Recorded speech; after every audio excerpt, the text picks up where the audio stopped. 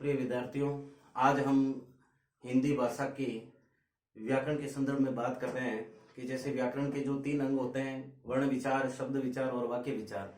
और एक व्याकरण जो भाषा को शुद्ध करने के लिए हम उसका प्रयोग करते हैं और उसके बारे में विश्लेषण संश्लेषण की प्रणालियां हैं, उसको हम संयोजित करते हैं। और उसी का जो तीसरा अंग है वाक्य विचार, जिसके बारे में हम अध्ययन कर रहे हैं।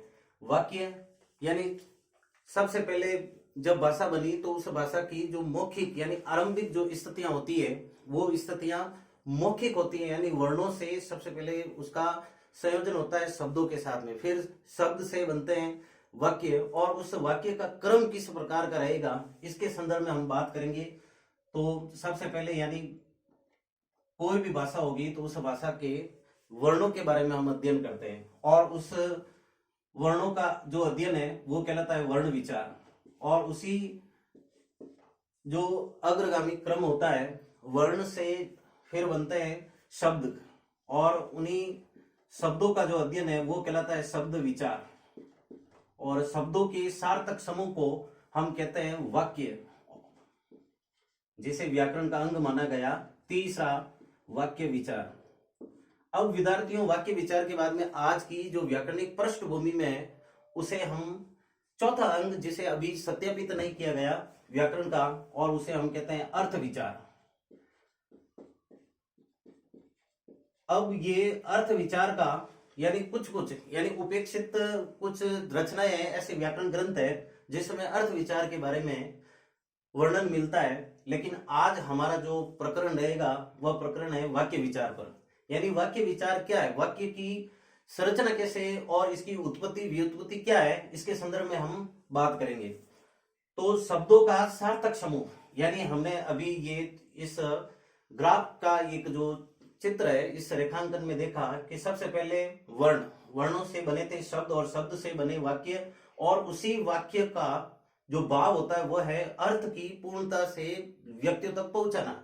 यानी एक व्यक्ति अपने विचारों को, भावनाओं को और सूचनाओं को दूसरे व्यक्ति तक अगर पहुंचाएगा तो उस पहुंचाने का जो माध्यम होगा वो होगा वाक्य, और उसी वाक्य में जो अंतर्निहित जो भाव होता है वो होता है अर्थ।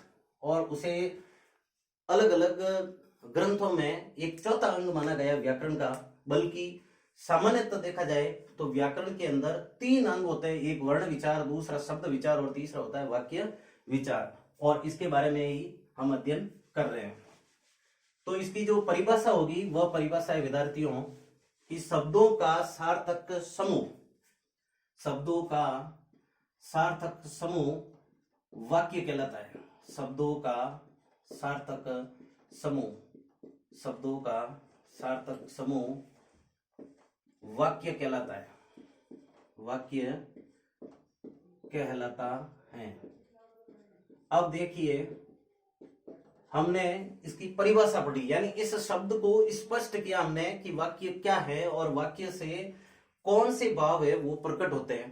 तो इस वाक्य में हमने देखा कि जब व्यक्ति एक अपने विचार को जब दूसरे व्यक्ति तक प्रेषित करता है और उसे प्राप्त करने के बाद जो पृष्ठपोषण होता है वो होता है अर्थ विचार के रूप में, जो एक चौथा अंग होता है।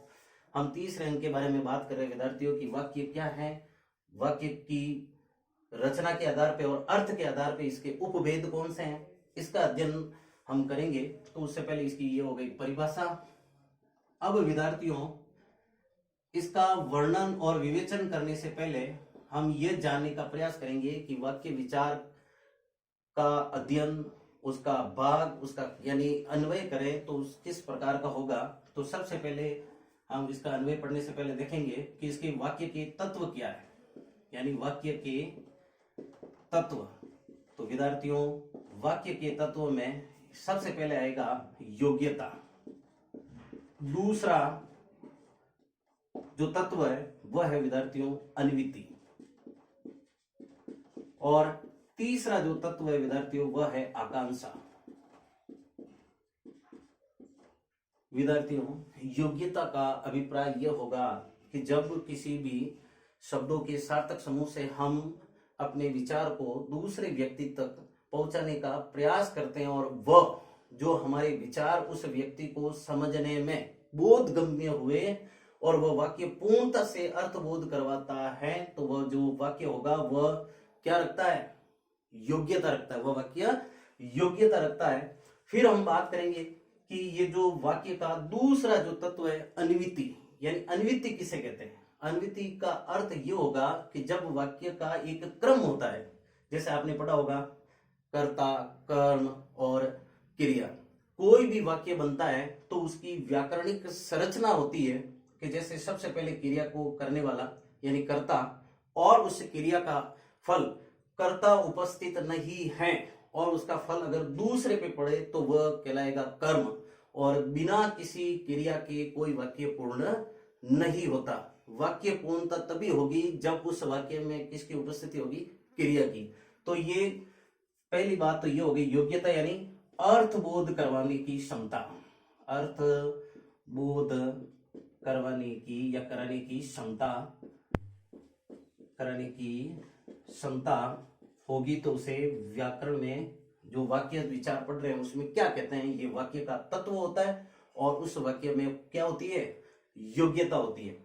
दूसरी बात यह थी कि हम वाक्य के तत्व के बारे में अध्ययन कर रहे थे कि यह अन्विति क्या है। तो वाक्य में जो ये क्रम होता है कर्ता, कर्म और क्रिया, कर्ता, कर्म और क्रिया, यानी ये जो क्रम रहेगा ये कहलाएगा वाक्य का कौन सा तत्व, अन्विति तत्व। तीसरी बात कर रहे हैं हम कि वाक्य के तत्वों में आकांक्षा, आकांक्षा यानी कि जब कोई वाक्य प्रकट किया गया, उसका चाहे मौखिक प्रस्तुतिकरण हो चाहे लिखित प्रस्तुतिकरण हो, जब उस वाक्य को प्रस्तुत किया जाता है, क्या जो प्रेषक जो भेज रहा है, जो प्रस्तुत कर रहा है, और प्रेषित जो प्राप्त कर रहा है, चाहे वो मौखिक अभिव्यक्ति हो चाहे लिखित अभिव्यक्ति, अब उसमें अगर उस वाक्य को सुनते ही या जो पढ़ रहे हैं यानी पठनीय व श्रवण योग्य जो वाक्य होगा, और उसमें जब ये भाव हो कि और ज्यादा उससे क्या किया जाए, अर्थ ग्रहण किया जाए, अभिग्रहण किया जाए, तो वह जो वाक्य है उसमें जो वाक्य का तत्व रहेगा वह रहेगा आकांक्षा, यानी इच्छा, यानी और अधिक सुनने की इच्छा। कि जब वाक्य को और अधिक सुनना या पढ़ने की इच्छा। अब हम बात कर रहे हैं विद्यार्थियों कि जब वाक्य के अंदर इस प्रकार के तत्व होंगे तो वह वाक्य पूर्णतः एक व्याकरणिक दृष्टि से क्या करता है, अपने स्वयं की जो संज्ञा है कि वाक्य, उसको वो क्या करता है वहां पे प्रस्तुत करता है। अब हम बात करेंगे कि जो वाक्य के अंदर सबसे पहली बात यह होगी शब्द सार्थक। यहाँ पे हमने क्या लिखा सबसे पहले कि शब्दों का सार्थक समूह होना चाहिए। सार्थक का अर्थ यहाँ पे स्पष्ट हो रहा है कि कोई भी शब्द उस वाक्य के साथ में जोड़ रहे हैं, हम उस पद के साथ में जोड़ रहे हैं, तो उसमें कोई ना कोई अर्थ होना अनिवार्य है, क्योंकि हमने यहाँ पे शब्द ही लिखा है कि सार्थक समूह, तो इसका मतलब यह हुआ कि कुछ कोई ना कोई तो उस शब्द का अर्थ होना अनिवार्य है। तो यहाँ पे एक बात और निकल के आती है विद्यार्थियों, पद क्या निकल के आती है, पद, यानी ये पद क्या है। कई ऐसे विद्यार्थियों जैसे पद वगैरह ये पद परिचय पढ़ते हैं और उस पद परिचय में ये पद शब्द को लेकर ही बहुत बड़ी एक उलझन पैदा हो जाती है कि ये पद क्या है। तो उसके संदर्भ में मित्रों में ये कहना चाहूंगा कि जब किसी भी शब्द को जो अविच्छिन्न शब्द है यानी जिसको उसके साथ में जोड़ा नहीं गया या वाक्य में प्रयुक्त हुआ है, जब उस शब्द को व्याकरणिक दृष्टि से स्थान दे दिया जाए कि जैसे मैं यहाँ पे लिख रहा हूं राम, एक शब्द लिख रहा हूं घर, दूसरा शब्द लिख रहा हूं जाता, और तीसरा मैंने लिखा यहाँ पे क्रिया यानी है। अब यहाँ पे देखिए इस सजातीय और संयुक्त क्रियाओं के योग से ये वाक्य पूर्ण हो रहा है, इसकी योग्यता है, उसमें अन्विति है, कर्ता, क्रम और क्रिया, और उसमें आकांक्षा है कि इस वाक्य के बाद में और अधिक इच्छा है कि उस वाक्य को और अधिक कहा जाए। विद्यार्थी तो ये जो राम, ये घर, ये जाता है, अगर इनको अलग से हम इनको इस वाक्य के क्रम से अलग कर देंगे तो ये कहलाएगा पद, व्याकरणिक दृष्टि से कहलाता है पद कहलाता है। अब देखिए विद्यार्थियों आगे की बात करेंगे पद।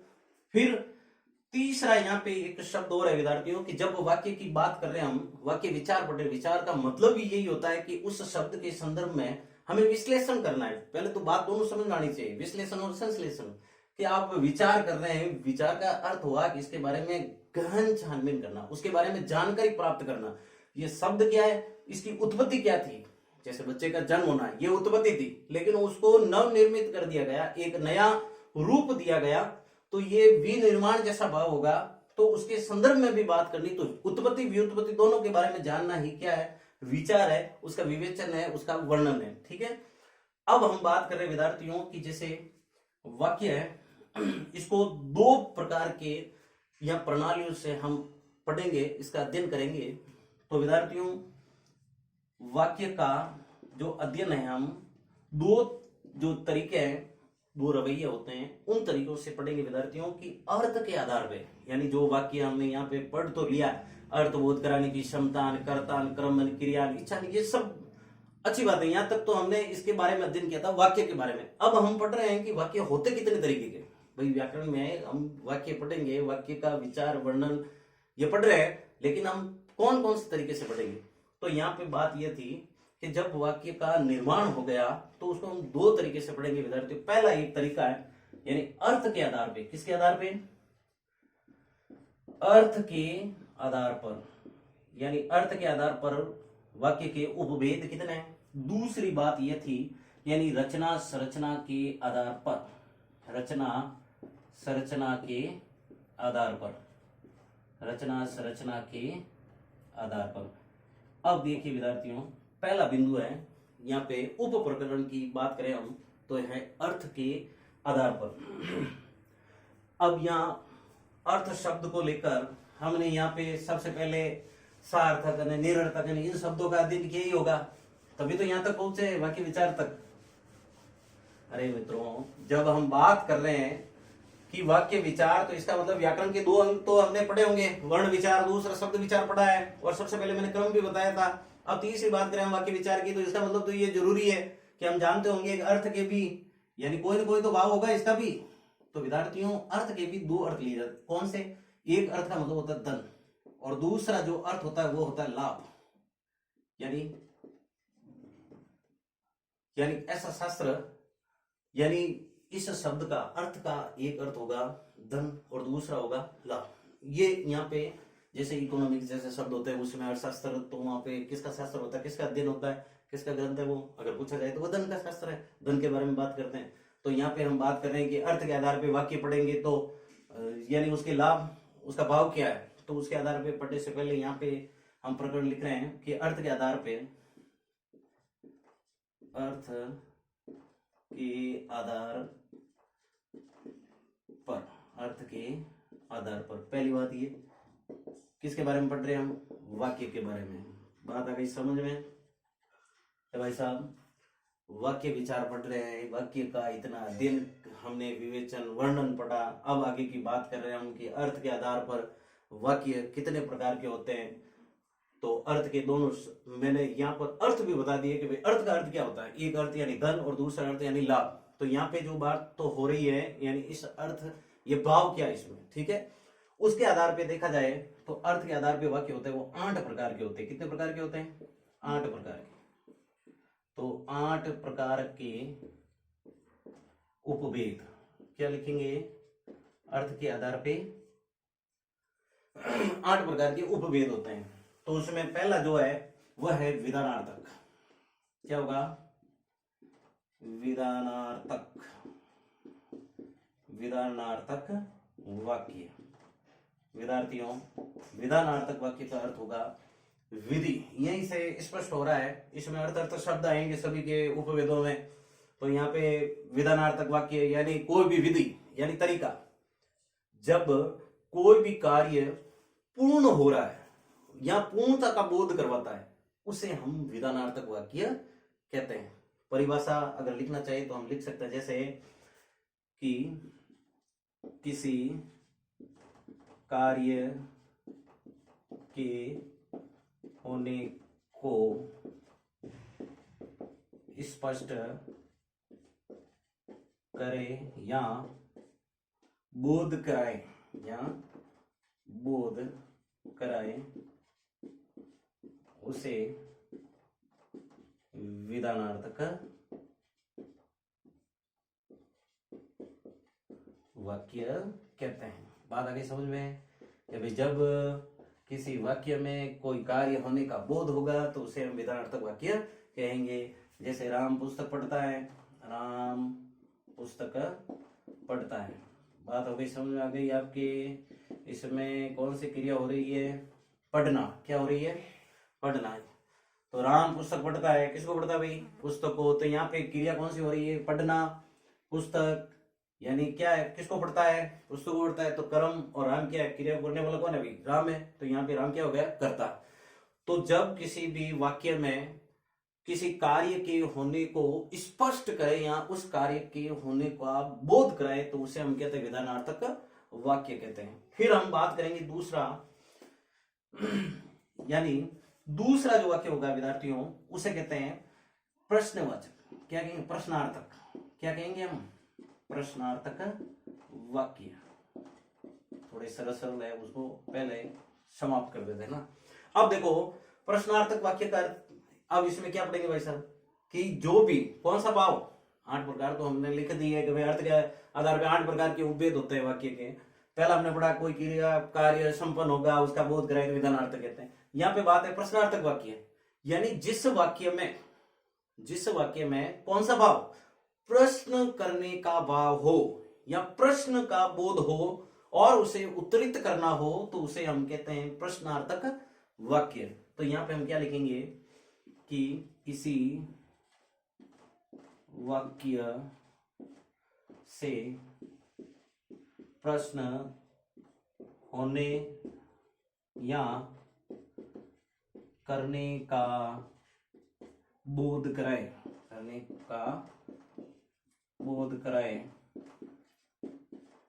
उसे प्रश्नार्थक वाक्य कहते हैं। प्रश्नार्थक वाक्य कहते हैं। बात आगे समझ में? यानी यहाँ पे जैसे क्या, कब, कौन, कैसे, तो इस प्रकार के जब प्रश्न सूचक शब्द होंगे और उन्हीं शब्दों से जब कोई वाक्य निर्मित किया जाएगा विद्यार्थियों तो उसे हम कहेंगे प्रश्नार्थक वाक्य। और सबसे बड़ा यानी रामबाण जो मंत्र है कि जब किसी भी वाक्य के पीछे हम प्रश्न सूचक या प्रश्न बोधक चिन्ह देख लेते हैं, ये आपने ये तो जरूर देखा होगा। कोई भी वाक्य होगा और उसमें प्रश्न का बोध है और ऐसा चिन्ह अगर विराम चिन्ह दिखाई दे रहा है तो इसका मतलब ये प्रश्नार्थक वाक्य होगा। जैसे मैं यहाँ पे कुछ शब्द लिख देता हूं कि जैसे क्या, कब, कौन, कहां, तो इस प्रकार के प्रश्न सूचक शब्द आ जाए तो वहां पे समझ आए विद्यार्थियों कि वह कौन सा वाक्य है? प्रश्नार्थक वाक्य होगा। अब हम तीसरी बात ये कर रहे हैं विद्यार्थियों, जो तीसरा उपवेद है संकेतार्थक। कौन सा है? संकेतार्थक। संकेतार्थक वाक्य किसे कहते हैं? ये प्रश्न है, ये भाव होगा कि जब भी हम भाषा के संदर्भ में ऐसे वाक्य को पढ़ते हैं कि किसी कार्य का या किसी क्रिया के संपन्न होने में किसी शर्त का या कोई ऐसा संकेत किसी क्रिया के होने में किसी दूसरी क्रिया का क्या होगा? आधार होगा, तो वह वाक्य क्या कहलाएगा? संकेतार्थक वाक्य कहलाएगा। यानी शर्त पूरी होने के बाद में वह क्रिया संपन्न होगी तो उसे हम कहेंगे संकेतार्थक वाक्य। कि जैसे बारिश के अच्छे होने से फसल का अच्छा होना, ये जो वाक्य होगा विद्यार्थी ये कौन सा होगा? संकेतार्थक वाक्य होगा। जैसे हम कहते हैं कई बार कि जितना अच्छा पढ़ेंगे उतना अच्छा सफल होंगे, तो ये जो बातें हैं ये बातें किसी यानी क्रिया के पूर्ण होने में जब कोई शर्त को स्पष्ट किया जाता है, उस शर्त को वहां पे पहले स्पष्ट करना और उस शर्त को पूरी करने के बाद में वो क्रिया संपन्न होगी, इसका मतलब ये संकेतार्थक वाक्य होगा। जैसे हम यहाँ पे लिख देते हैं कि किसी वाक्य में क्रिया या कार्य के होने में शर्त या संकेत को पूर्ण किया जाए उसे संकेतार्थक वाक्य कहते हैं। बात समझ में आ गई? यानी किसी वाक्य में क्रिया या कार्य के होने में शर्त या संकेत को पूर्ण किया जाए उसे हम संकेतार्थक वाक्य कहते हैं। जैसे यहाँ पे मैं एक उदाहरण लिख देता हूं।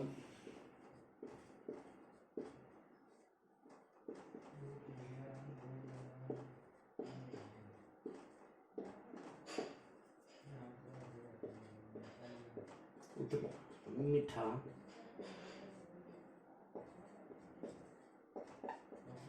तो विद्यार्थियों यहाँ पे बात हो रही है कि जब ये क्रिया संपन्न होगी तभी ये क्रिया पूर्ण हो सकती है।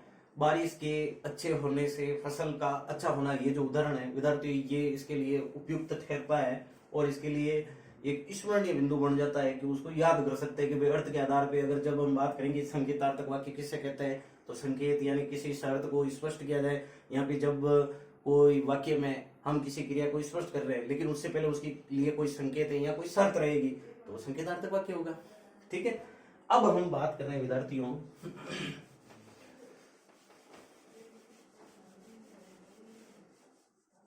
संबंध बोधक। चलो संबंध बोधक के पहले हम बात कर लेते हैं विद्यार्थियों इच्छार्थक वाक्य क्या कहेंगे। ये थोड़ा क्या है महत्वपूर्ण है तो उनको हम पहले पढ़ लेते हैं। ठीक है ना, तो यहाँ पे लिखेंगे हम इच्छार्थक वाक्य। ठीक है ना, चौथा अंग वेद लिख रहे हैं इच्छार्थक वाक्य। क्या लिखेंगे? इच्छार्थक वाक्य।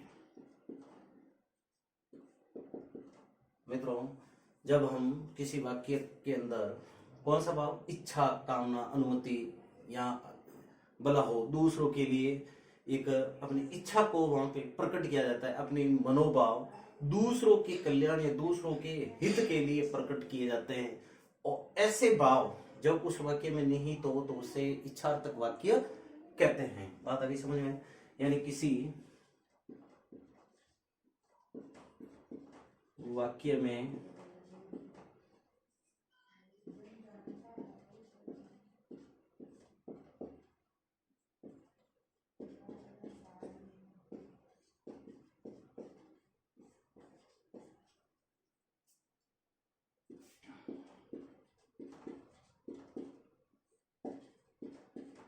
परम अर्थ का भाव निहित हो, परम अर्थ का भाव निहित हो उसे इच्छार्थक वाक्य कहते हैं। इच्छार्थक वाक्य कहते हैं। ठीक है, अब इसमें इसका उदाहरण देखिए। आपने ये जरूर पढ़ा भी होगा। जैसे उदाहरण के रूप में हम बात करें विद्यार्थियों, ये कहते हैं यात्रा करने से पहले जरूर ये वाक्य पढ़ते भी हैं और किसी के संदर्भ में हम सुनते भी और किसी के लिए ये इच्छा मंगल काम ये भाव व्यक्त भी करते हैं। और हमने पढ़ा भी होगा कि जैसे आपकी यात्रा मंगल हो, तो यहाँ पे इच्छा प्रकट हो रही है विद्यार्थियों। ये यानी हम हित साध रहे हैं दूसरों का, दूसरों के कल्याण की बात कर रहे हैं, तो वहां पे जो वाक्य होगा वह जो भाव रहेगा उस वाक्य के अंदर वह है इच्छार्थक वाक्य। ठीक है, जैसे तुम्हारा भला हो, तुम्हारा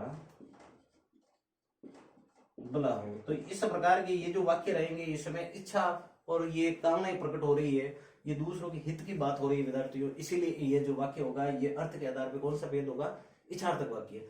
फिर हम बात करेंगे यहाँ पे पांचवा जो वेद है विद्यार्थी वह है अज्ञार्थक वाक्य। कौन सा? अज्ञार्थक वाक्य।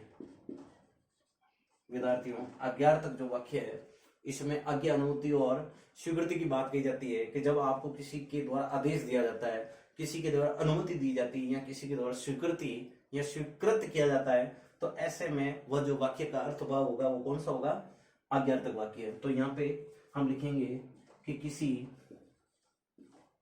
वाक्य में आज्ञा, अनुमति, आज्ञा, अनुमति व आदेश का भाव निहित हो, आदेश का भाव निहित हो, निहित हो उसे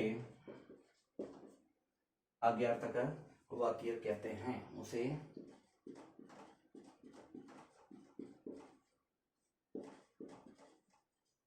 आज्ञार्थक वाक्य कहते हैं। ठीक है।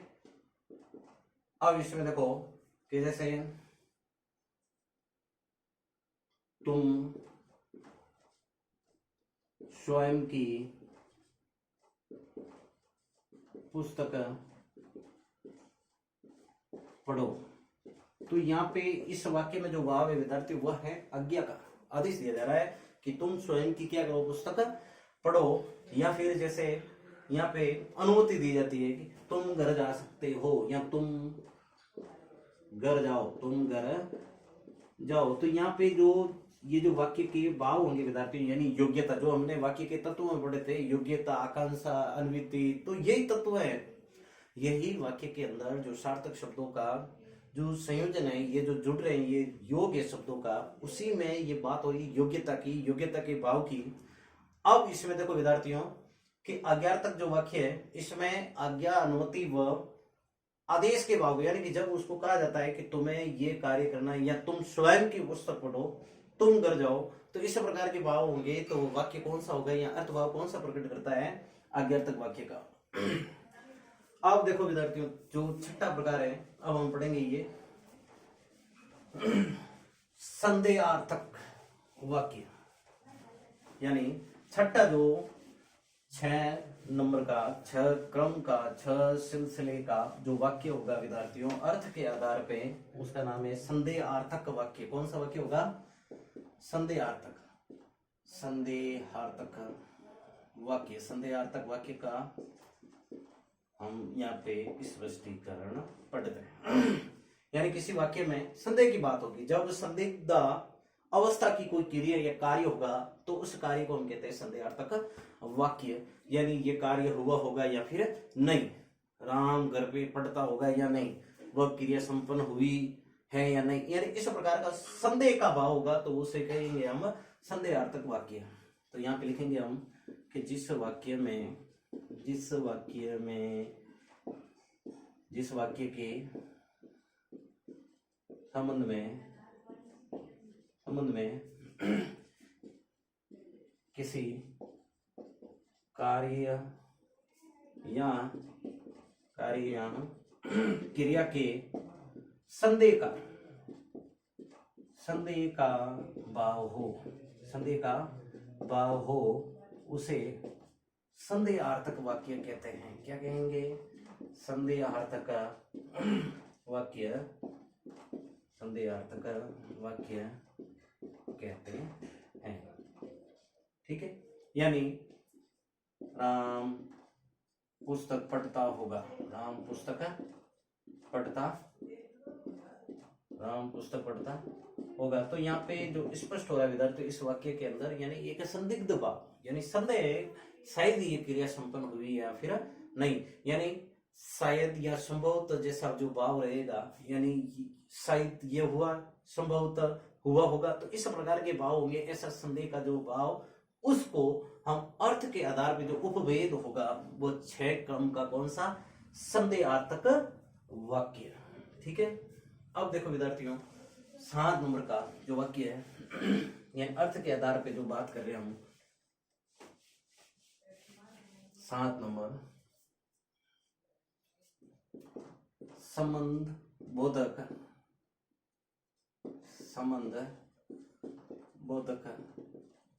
या वाचक, दोनों बात एक ये दिया। ठीक है ना, वाचक वाक्य। बात को समझना आप कि अर्थ के आधार पे जो 7 नंबर का वाक्य विद्यार्थी वह है संबंध बोधक, बोध कराने वाला, वाचक यानी वाचन करने वाला। वाचन का मतलब होता है जैसे पढ़ना, ठीक है ना, उसको स्पष्ट करना। जैसे हम कई बार कहते हैं ना कि उस पत्र का वाचन किया गया, वाचन यानी पढ़ना, सुनाना।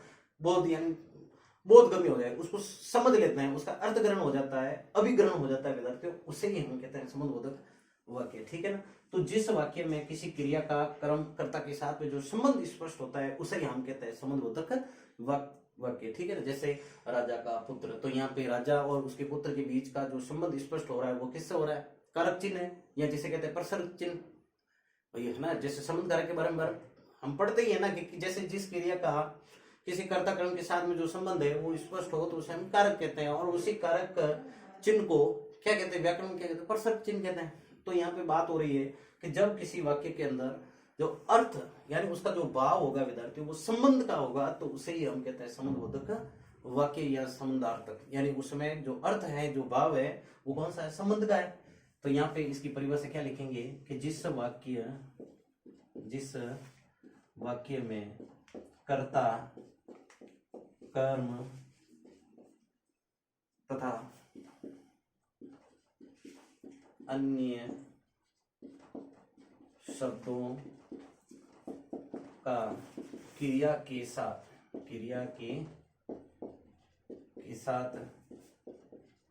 संबंध स्पष्ट किया जाए या संबंध का बोध कराया जाए, ठीक है ना। तो संबंध का बोध कराए उसे हम क्या कहेंगे, उसे हम कहेंगे संबंधबोधक या संबंधवाचक वाक्य, ठीक है। अब इसके संदर्भ का एक उदाहरण अभी बताए, जैसे राजा का पुत्र या जैसे राम का भाई लक्ष्मण, ठीक है ना। तो इस प्रकार से उसके संदर्भ की बात होगी, उसके संबंध के बारे में हम ये कहेंगे कि कर्ता का क्रिया के साथ में या क्रम का क्रिया के साथ में क्या है, संबंध है। तो यहाँ पे उदाहरण लिखो आप, संबंध बोधक वाक्य कहते हैं, ठीक है। ये हो गई बात। यहाँ पे लिखेंगे उदाहरण, जैसे राम का भाई श्याम है, ठीक है। तो यहाँ पे अनुपयुक्त या शब्दों के कहते हैं ना कि जब आगत शब्द अधिक हो तो ऐसे अनुपयुक्त ठहरते हैं ना। जैसे हम कह सकते हैं राम का भाई, या फिर हम सीधा लिख देते हैं कि राम का भाई श्याम है। तो इस यहाँ पे श्याम का राम के साथ में संबंध स्पष्ट हो रहा है। तो ये कौन सा वाक्य है, तो अर्थ कौन सा भाव प्रकट कर रहा है, इसमें अर्थ कौन सा है, अर्थ ये है कि दोनों शब्दों के बीच में संबंध है, उस संबंध को दर्शा रहा है कौन सा, जैसे कहा भाई। उसमें हम प्रसव चिन्हों की बात करते हैं कारक के अंदर, तो का की के रा री रे ता ती ते, तो इस प्रकार के ये जो प्रसव चिन्ह है वो किसको स्पष्ट करते हैं, वही तो बात है कि वाक्य के अंदर जब हम कर्ता की बात करेंगे, क्रम की बात करेंगे, और उन्हीं का जब क्रिया के साथ में संबंध बता रहे हैं, तो यहाँ पे बात स्पष्ट हो रही है, बोध भी हो रहा है कि जब ऐसे वाक्य को पढ़ेंगे हम तो ऐसे वाक्य में सीधा, ऐसा भी नहीं है कि जैसे अबोध की बात हो गई है, वाक्य कोई आएगा उसमें समझ नहीं पाएंगे। इसमें स्पष्ट रूप से हम समझते हैं कि इसमें कर्ता कर्म क्रिया इनके संदर्भ की बात हो रही है, ठीक है। अब इसमें देखो विद्यार्थियों,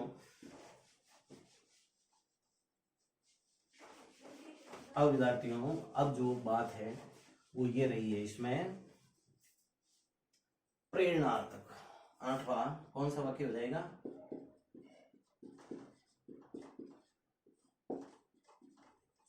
प्रेरणार्थक वाक्य। यानी इसमें किसी कार्य या किसी क्रिया को तब संभव किया जाना तब संभव है जब आप किसी से प्रेरणा लेते। प्रेरणा शब्द का अर्थ होता है शिक्षा, यानी जब आप किसी से प्रेरित होते हैं, कोई भी कार्य किया, यानी आंतरिक या बाह्य रूप से उस क्रिया को करने के लिए आप क्या होते हैं, एक प्रेरित भाव होता है, उसमें आप शिक्षा ग्रहण करते हैं, सीख ग्रहण करना, ज्ञान प्राप्त करना, ठीक है ना। तो जब जैसे गांव में सरपंच ने तालाब बनाया, तो ये जो भाव होगा ये कहां से सीखा, यानी किसी दूसरे गांव में इस प्रकार का ये जो वास्तुकला से जुड़ी जो एक संरचना है, इसको दूसरे गांव में देखा, और देखने पे वहां से ये सीख, ये ज्ञान प्राप्त हुआ, वहां से ये यानी एक बाह्य प्रेरणा, क्योंकि ये बाह्य तो आंतरिक रूप से थोड़ी है कि मैं तालाब बनाऊंगा, ऐसा नहीं। यानी जब उसने गांव में दूसरे गांव में देखा तब उसे लगा मुझे भी एक सरपंच होने के नाते ऐसा काम करना चाहिए। तो यहाँ पे जो प्रेरणार्थक भाव क्या होगा कि कोई क्रिया करने से पहले या उस वाक्य में जो भी क्रिया कार्य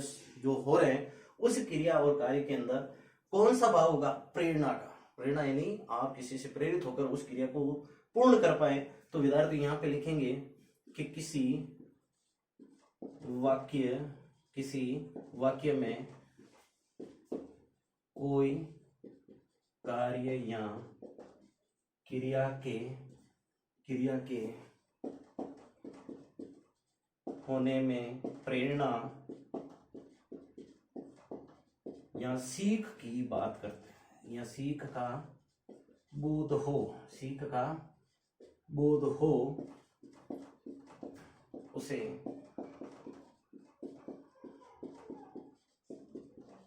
प्रेरणार्थक क्रिया कहते हैं। तो यहाँ पे हम लिखेंगे कि उदाहरण के रूप में अगर आपसे पूछा जाए कि उदाहरण बताओ, तो यहाँ पे उदाहरण क्या होगा कि सरपंच ने गांव में तालाब बनवाया। तो सरपंच ने गांव में तालाब बनवाया, ठीक है ना। तो ये क्रिया तभी पूर्ण हुई कि तालाब कब बनवाया, जब उसने देखा होगा, प्रेरणा ली होगी, सीख का भाव होगा, तो ये प्रेरणार्थक वाक्य है, ठीक है। अब विद्यार्थियों, जो हम वाक्य के संदर्भ में पढ़ रहे हैं ये थे अर्थ के आधार पे। अब दूसरा जो तरीका है, दूसरी जो पद्धति है विद्यार्थियों, वो है रचना संरचना के आधार पे, ठीक है ना। ये तो कि जब शब्दों का सार्थक समूह बन ही गया है, व्याकरण में जो शब्द थे उन शब्दों को जोड़ जोड़ के एक वाक्य बनाएंगे। क्या बनाए? वाक्य बनाए। अरे भाई, कोई भी व्याकरण होती है, वो व्याकरण क्या करती है? भाषा को सुसंस्कृत करती है, शुद्ध करती है, उसको परिशुद्धता का भाव, विशुद्ध भाव से उस भाषा को निहित कर देती है, ऐसा स्थायित्व प्रदान करती है उसे कि वो भाषा परंपरागत रूप से उसका विकसित समूह भी रहेगा, सुव्यवस्थित रहेगी। और जो ऐसे अभाव होते हैं, जैसे साहित्य बनना, उसमें साहित्यकारों की रुचि, भिन्न भिन्न तरीके के अगर वर्ण रहेंगे तो उसमें क्षेत्रीय भिन्नता रहेगी कि मेरे हिसाब से जैसे मैं कोई अ है, उसका आकार मैं इस रूप से दे रहा हूं, और उसी अ को अगर कोई अ का भाव आ में निहित कर दे, तो इस प्रकार से अगर व्याकरण नहीं रहेगी तो शुद्ध तरीके से उस भाषा को स्थायित्व नहीं दे सकते। इसीलिए व्याकरण का अध्ययन आवश्यक होता है। इसकी उपयोगिता यही है विद्यार्थियों की, कोई भी भाषा उसको शुद्ध करना, सुसंस्कृत करना। अब हमने शब्दों को पहले देखा था ना कि जैसे वर्ण थे, वर्ण से हमने क्या बनाए थे? शब्द बनाए थे। भाई वर्णों का क्रम था, जैसे राम, तो ये राम बन गया, तो ये शब्द बन गया, फिर शब्द से राम कर जाता है, फिर हमने वाक्य बनाया, और जब वाक्य को प्रकट किया तो वो एक अंग, नए अंग है जिसका नाम है अर्थ विचार। तो ये इस प्रकार से ये जो 30 अंग पढ़ रहे थे, और इसमें हम बात कर रहे हैं कि भाई साहब शब्दों का क्रम बना के अर्थ के आधार पर 8 प्रकार बना तो दिए। अब अगर इनको तोड़ना हो, हमें ये पढ़ना है, कहते हैं जोड़ जोड़ के तो हमने पढ़ लिया, अब इनको तोड़ के पढ़ना है कि भाई कोई भी वाक्य है, उस वाक्य का विश्लेषण करते हैं, उनके अंगों का हम वर्गीकरण करते हैं कि कौन सा भाग क्या है, कर्ता वाला भाग क्या रहेगा, क्रिया क्या कहलाती है। तो उस रचना संरचना के आधार पे हम देखें तो वाक्य होते हैं वो 3 प्रकार के होते हैं, उसके जो भेद है, उपभेद, वो 3 होते हैं। तो यहाँ पे हम लिखेंगे दूसरा, यानी ब, रचना संरचना के आधार पर, रचना संरचना के आधार पर यहाँ पे लिखेंगे 3 उपभेद होते हैं, 3 उपभेद होते हैं। ये बात हो गई स्पष्ट। यानी रचना संरचना की बात करेंगे विद्यार्थियों तो वाक्य के 3 उपभेद होते हैं। नाम की बात करें हम, सबसे पहले सरल वाक्य। कौन सा वाक्य है? हाँ भाई, कई बार नाम लिख दिया जाता है साधारण वाक्य। क्या लिखा हुआ आता है? साधारण वाक्य। दूसरा जो उपभेद है उसे कहते हैं संयुक्त वाक्य, ठीक है। रचना संरचना के आधार पे दूसरा जो उपभेद है वह है विद्यार्थियों संयुक्त वाक्य। तीसरे उपभेद की हम बात करेंगे, उसे कहते हैं मिश्र। कई बार विद्यार्थी क्या कर देते हैं? मिश्रित लिख देते हैं विद्यार्थियों। वह विज्ञान का शब्द है, हमें हिंदी के व्याकरण के संदर्भ में चलना है, तो रचना संरचना के आधार पे जो तीसरा उपभेद है वह है मिश्र वाक्य। क्या है? मिश्र वाक्य।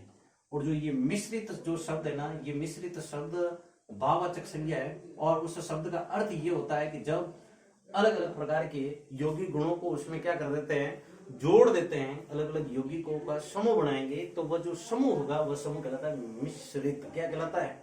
मिश्रित। इसमें थोड़ी समस्या हो गई, ये मिश्रित का शब्द अलग जोड़ दिया इसमें, तो भाई साहब ये ध्यान रखना है कि मिश्रित शब्द का अर्थ क्या होता है। तो अब कहेंगे अलग अलग यौगिकों का जो समूह बनेगा वह समूह क्या कहलाता है? मिश्रित। अब हम बात कर रहे हैं रचना संरचना के आधार पे जो वाक्य के उपभेद लिखे हमने, सरल साधारण वाक्य, दूसरा लिखा संयुक्त वाक्य, तीसरा लिखा हमने मिश्र वाक्य। अब हम सबसे पहले बात कर रहे हैं सरल साधारण वाक्य, ठीक है। तो ये आसपास के सामग्री मिटा दिया जाए या मीठ। चलो, तो विद्यार्थियों, सरल साधारण वाक्य पढ़ने से पहले दो ऐसी बातें स्पष्ट करनी है जो हमारे इन तीनों ही उपवेदों में यानी उपयोगी है, जिसे हम कह सकते हैं अनुप्रयुक्त। अनुप्रयुक्त नहीं कह रहा हूं, अनुप्रयुक्त। अनुप्रयुक्त का मतलब तो होता है बिना प्रयोग किए, ठीक है ना।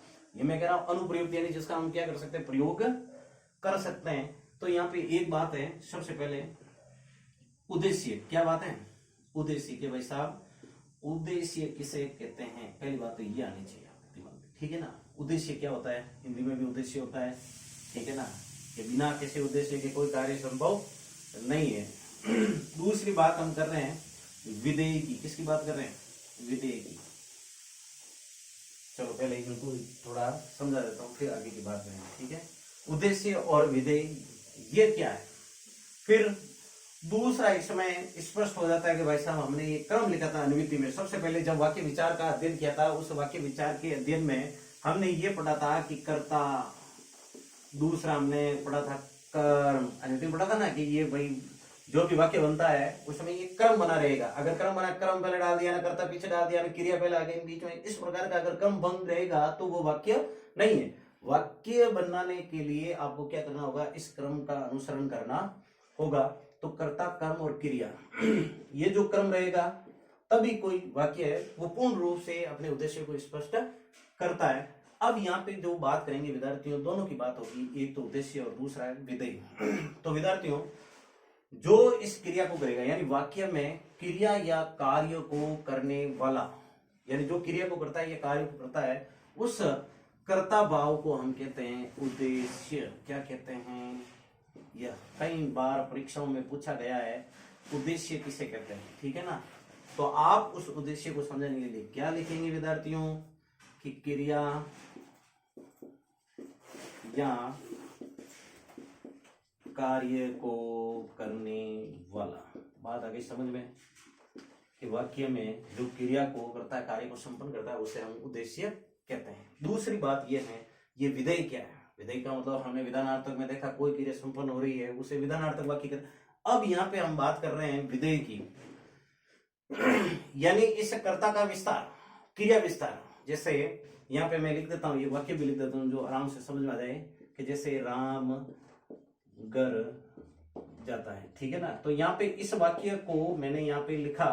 अब इसमें क्रिया को घर जाने वाला कौन है, भाई राम है, तो ये उद्देश्य हो गया। क्रिया को संपन्न करने वाला कौन है, राम ही तो है।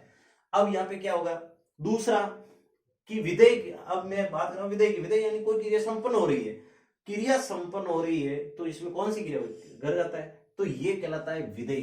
क्रिया विस्तार क्या कहलाता है, विधेय। भाई जाना तो ये क्रिया हो गई, चलो अच्छी बात है, लेकिन क्रिया हो रही है, कौन सी क्रिया हो रही है, तो वो क्या, घर जाना हो रही है। तो यहाँ पे जो क्रिया संपन्न हो रही है, उस क्रिया का जो विस्तार होगा उसे हम कहते हैं विधेय। तो यहाँ पे लिखेंगे क्रिया या कार्य का विस्तार। विस्तार मतलब जो क्रिया हो रही है उसके संदर्भ में बात हो रही है, तो विधेय किसे कहते हैं, क्रिया या कार्य का विस्तार है, उसे हम कहते हैं विधेय। क्या कहते हैं, विधेय कहते हैं। चलो, अब हम रचना संरचना के संदर्भ की बात कर रहे थे, और उसमें यह वर्णन था विद्यार्थियों, ये चरण था सरल और साधारण वाक्य, ठीक है। तो सबसे पहले एक नंबर बात करेंगे हम सरल साधारण वाक्य। सरल साधारण वाक्य, ठीक है, बिल्कुल एकदम सामान्य परिभाषा, कोई उठपटांग इसमें शब्दों का संयोजन जरूरी नहीं है, कोई शामिल नहीं करना, कोई शब्द करने की आवश्यकता नहीं है। सीधी बात कि जिस वाक्य में एक उद्देश्य, जिस वाक्य में एक उद्देश्य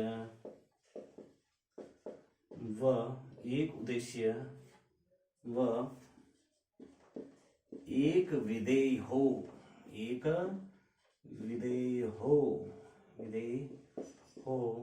उसे सरल वाक्य कहते हैं। हो गए इमाम साहब, सरल वाक्य कहते हैं। ठीक है, यानी जिस वाक्य में एक उद्देश्य होगा और एक विधेय हो उसे हम सरल वाक्य कहते हैं। तो उदाहरण क्या लिखेंगे हम, जैसे 2-4 उदाहरण लिख दो ना। उदाहरण, ठीक है, किसी तर्क बात को पुष्ट करने के लिए जो दूसरा तर्क दिया जाता है वही तर्क क्या कहलाता है, उदाहरण कहलाता है। तो यहाँ पे इस बात को स्पष्ट करनी है भाई साहब उद्देश्य या विधेय क्या है, तो उसके लिए लिखो कि जैसे हम बात करते हैं राधा फल खाती है, राधा फल खाती है, यानी यहाँ पे राधा क्या कर रही है, कौन सी क्रिया हो रही है, खाना क्रिया, किसको खा रही है, फल खा रही है। तो यहाँ पे राधा क्या हो गई, उद्देश्य, फल खाती है, ये क्या हो गया, विधेय। ठीक है, बात हो गई स्पष्ट। दूसरी बात, जैसे रमा संगीत गाती है। ठीक है, अब यहाँ पे संगीत का गान करती है या संगीत गाती है, ठीक है ना, यहाँ पे लिख सकते हैं। तो यहाँ पे रमा क्या है, उद्देश्य हो गया, विधेय क्या हो गया, संगीत का गाना, गाने जो क्रिया हो रही है, गाने क्रिया, उसमें किसका, संगीत का। ठीक है, अब तीसरी बात हो रही है, यहाँ पे लिख रहे हैं जैसे पिताजी खिलौने लाए, पिताजी खिलौने लाए। ठीक है, अब यहाँ पे ये बात है विद्यार्थियों की, यानी यहाँ पे पिताजी यानी क्रिया लाने वाले कौन है भाई, पिताजी है। तो यहाँ पे पिताजी क्या हो गया, उद्देश्य और खिलौने यानी क्रिया का विस्तार, ये कहलाता है विधेय। क्या कहलाता है, विधेय कहलाता है। ठीक है, तो यहाँ तक की जो बात थी विद्यार्थियों, ये है सरल साधारण वाक्य। और अब हम आगे की बात करेंगे अगले वीडियो में। ठीक है।